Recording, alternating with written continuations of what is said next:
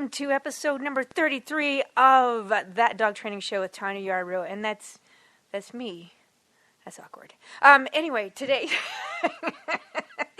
show is how to pick out the right dog for you, especially for you. So this is a show where we talk about the dogs we love and the stupid human behaviors we don't, also known as shubs. This show is sponsored by absolutely nobody. But I will give a shout out to Blue Collar Working Dog.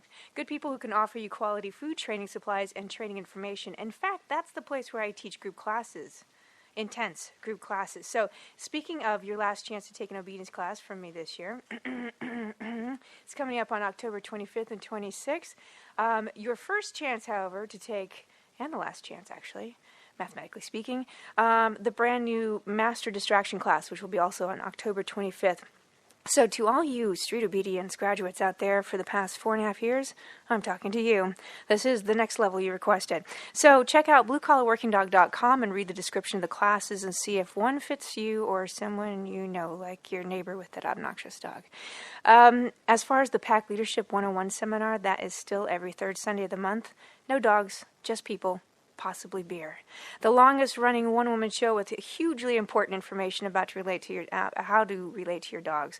You might laugh, you might cry, you might flip me off, but you'll remember what I have to say about how dogs view the world, and it most likely will change you and your dog's lives for the better. So sign up also for that class, or that seminar I should say, on the bluecollarworkingdog.com. And yes, it's just one night, 3 hours, and you'll be done with me. It's not a 6-week course like the others. All right, so back on to today's topic in episode number 33, how to pick out the right dog for you. So I have 3 major ways in which I think you should assess the kind of dog you should have in your life. I believe you should use all 3 of these ways at the same time. Sometimes you'll get a conflict though. One way will say, you get this kind of dog. The other way says, no way, that would be stupid. So, ultimately, there is no surefire way to know absolutely in an academic way what dog is best for you. And I get this question often as a trainer. Well, what do you think is best for me? I'm like, ooh, that's highly personal. I don't think I can answer it for you at the top of my head unless I know you really, really well. But I do think that you would be remiss if you didn't fully investigate all 3 of these ways in which to evaluate a dog's fit in your life. So, these 3 ways to evaluate a dog for you are as follows. Number 1, the usual suspects. Number 2, the smell test. Number 3, good old intuition. All right, so on to the usual suspects. This is what I call the same thing you read everywhere else on the internet. Does the dog, based on breed or breeds, fit your lifestyle, your personality, your needs, or even your dislikes about owning a dog? And this is where I refer to the American Kennel Club's webpage regarding the subject. You can find a link to it on my Facebook page, That Dog Training Show with Tanya Yarbrough. Yes, the title is long, so you can just type in That Dog Training Show. You'll probably find it. Anyway, so they have this to say about it. First of all, you want to consider the temperament based on the breed or breeds again. Do you want a dog that's more active or more subdued? Do you want an easily trained dog or a strong-willed dog?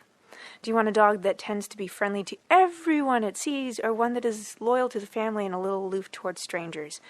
One that maybe needs a lot of attention from family members and lots of activity to prevent him from being a complete a-hole. They didn't write that, I said that. From becoming bored and destructive, or a dog that is content to be left alone for periods of time during the day. Most dogs are actually content to be left alone if you actually walk them properly. But anyway, I digress. For me, I actually like a moderately active dog, easily trained, and one that is more aloof. So that's my personal taste there. It's not everybody's personal taste, so I'm not telling you that's what you should get. That's just what I tend to prefer. All right, the other thing to consider is size of the dog. Figure out, this is kind of what I say, figure out what the maximum size of dog is likely to be based on the breed or breed mix. So if you look at a Chihuahua mix, pick out the breed of that mix that's the biggest and imagine the largest of that breed. So I've got a Chihuahua Rat Terrier. I want to look at the AKC measurements and go, okay, the range is 15 to 18 inches. I just made that up. I don't know. At the shoulder. So you say, okay, it's the largest will probably be is 18 inches at the shoulder. So plan on that. It probably won't be that big, but just plan on that. If you don't, you're going to get yourself into trouble. Look, you consider how much food you're willing to buy and how often. How often do you want to have to feed this dog? And how much food do you really want to have to buy every month or every week to feed the animal? How much space do you personally have to share with the dog, inside or outside, or both? And the size of the dog isn't everything to determine how much space you need. Like a little Jack Russell needs way more space than a Shetland sheepdog, or even better, a retired greyhound who prefers to lay around after short sprints. They actually just, if you have enough floor space for a bed for a greyhound, they don't need to go anywhere. Just outside and sleep. Outside and sleep. Outside and sleep. They prefer to just be still. So surprisingly, they don't actually need a lot of space. So how much space do you have to store food? If you have a gigantic dog that eats a lot, it's going to take up a lot of your kitchen to have a bunch of dog food, or wherever you keep it, to store that as well. How much space do you have to keep a dog bed or a crate? Preferably a crate. Just saying. That's my thing. So don't get a dog whose minimum size is the maximum you can tolerate, right? And then just hope that the young dog never, if you have a young dog, never, reaches its potential. That's setting the dog up for failure, and that's not fair, as well as setting yourself up for failure. I've actually experienced meeting dog owners who hold a little resentment towards their dogs for being bigger than they had hoped. That's no good. That's a shove move for sure. So I just want to give you fair warning. Don't aim for getting a dog and just hope, well, it's a lab mix, but I hope it's nothing of the size of a lab. You might get something kind of like the size of a lab. So, consider that. The other thing to consider is coat and the grooming needs. I prefer not to have to pay a groomer to trim my dog's hair, so I go for that. All dogs, and I'm just going to quote directly from this webpage because I couldn't make it any more succinct, but all dogs need to be groomed regularly to stay healthy and clean and all that. Most dogs will shed. But some dogs will shed profusely, all over the place, all year round. Some shed in clumps for just a few weeks out of the year. Some dogs shed only a little bit. Long-coated dogs are awesome to look at and stuff, but it requires a lot of effort to keep it that way and keep it clean. Short-haired dogs are easier to care for, but that does not mean that they aren't massive shedders. So don't fool yourself. Little Chihuahuas, they can lay down some serious hair. They're small. They get into everything, all over the place. Yes. So William is nodding his head. Yes, absolutely. You live with a Chihuahua, right? I used to have one. You used to have one. He knows all about Chihuahuas. Okay. So the dogs with fancy trims, right? The schnauzers, all that, needing like lots of extra care. I'm not paying for it, so I'm not getting a dog like that. Yeah. Either that or the dog's going to look different every time I get it cleaned up. Because I'm doing it myself. I do my own hair. I'm not going to pay for the dog's hair to be done. Forget it. All right, so don't look at me like that. All right, decide how much dog hair you're willing to put up with. Most of us would pretty much not want to put up with any dog hair, but we don't have that option really. How much time and energy you can afford to put into it. For instance, it would take me 3 hours to bathe and dry my previous dog's fur. Cassie, she was a Sheltie. So I would even use a walk outside because I didn't care if her feet were dirty. I just wanted to clean all the hair and get the loose stuff out and everything. So I'd take her for a walk like a horse, and just try to dry her off as much as possible before I had to turn on the dryer. 3 years after my Sheltie's death, I'm still finding her undercoat stuck in boxes that were in storage. That's how much hair she'd put out all the time. So because her temperament was perfect for me, I was much more tolerant for the massive shedding than I normally would have been. And now I've just plain given up. So, anyway, the other thing to consider is male or female dog. There's not a whole lot of difference between the genders, especially when they've been neutered or spayed. However, for me, this is what I look for. If I run into a dog that tends to want to mark everywhere, that's not my preference. And it could be a male or female, so you can't just pick on the males. That's one that's going to be you're going to have to be on top of your game all the time and not let them get away with lifting their leg or dropping. If it's a female dog, every time you visit a friend or whatever, they're just peeing everywhere. So for me, generally males tend to be more often they're the ones doing that, but it can be a female dog too. So that's where I kind of look into it. I don't really have a preference necessarily, although most of my life I had female dogs, so I don't know. The other thing to consider, again, part of the usual suspects, is do you want a puppy or an adult dog? Stop choking on shit, man. What's up? It's like hurting himself. It's hurting himself over here.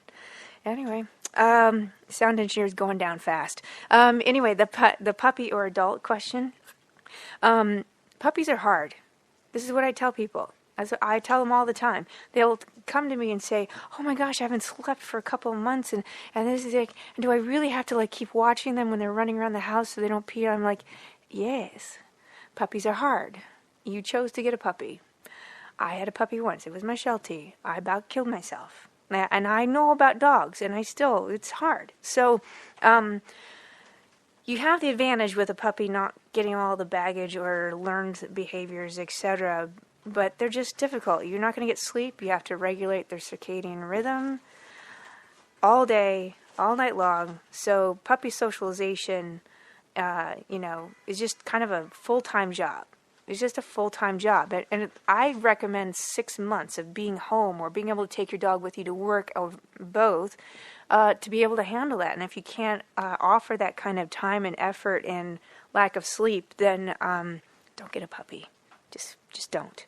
Adult dogs, however, so much easier to deal with in terms of training and having them, fold into your lifestyle. A lot of people ask me that, I just don't want to, I don't want to have all these problems with the dogs. Oftentimes, actually, if you're a good dog owner, leader, the issues that the adult dogs have are pretty minimal. They go away pretty quickly. Yeah, you get surprises. Obviously, you're going to get surprises, but you're also going to, not have the, up all night kind of thing, and most likely have a somewhat potty trained or already be house trained.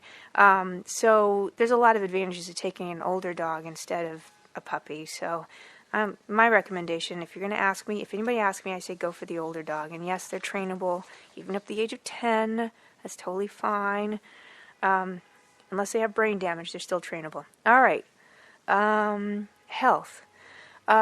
When you're looking at a dog breed or their mix of breeds, you've got to, again, assess what are the common health issues for that breed. And always assume the worst case scenario. I can't tell you how many stories I've heard either personally or from other people, how people get a German Shepherd or a Golden Retriever, and they know that the dogs tend to have hip dysplasia. It's not 100%. You won't know till it's much later. They know it's possible, and yet once the dog starts exhibiting hip dysplasia at 5, 6, 7 years old, they dump the dog. And my feeling is this: if you're not prepared to take on whatever you have to deal with in terms of the worst case scenario, then don't get the dog, period. You don't sit there and just hope for the best. Again, just like the size thing, you don't get a dog and hope, I hope it doesn't get any bigger than this, even though its breeds say it'll be 5 times that size. You don't get a Great Pyrenees mixed puppy and hope it's only 30 pounds. When it's a fully grown, So the same with the health thing. You got to be prepared for the thick and thin. Be prepared for, I might have to actually carry this dog with a sling downstairs to go to the bathroom, which is another part of your decision-making process.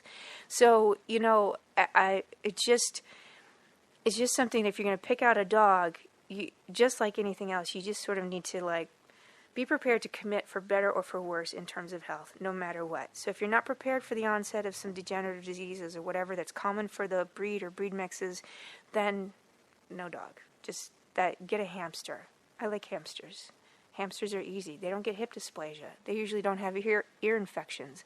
And they usually don't pee all over your house unless you're a complete idiot, which I'm pretty sure you're not. So, anyway, that's the usual suspects. You're leaving little pebbles all over the place, which they pull out with their mouth. Sound engineer is not choking on himself anymore and had something to offer.